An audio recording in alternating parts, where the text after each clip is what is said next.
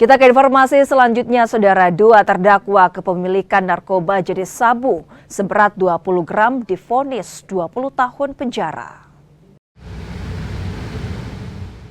Kedua terdakwa masing-masing Ahmad Maskuri dan Rudi Oktavianto.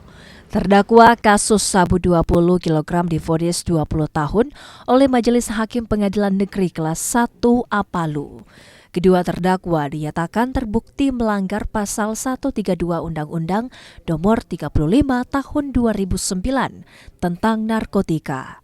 Keduanya menjadi perantara jual beli narkotika golongan 1, bukan tanaman. Keputusan hakim lebih ringan dibanding tuntutan jaksa penuntut umum dengan hukuman seumur hidup. Penasihat hukum terdakwa belum menerima putusan tersebut dan mempertimbangkan upaya banding. Ya, putusan tadi kami sudah dengarkan. Yang kami ketahui bahwasanya putusan tadi itu 114 junto 132 ayat 1. Itu yang kemudian menjadi pertimbangan majelis hakim, sehingga kemudian putusannya itu 20 tahun penjara dari tuntutan seumur hidup.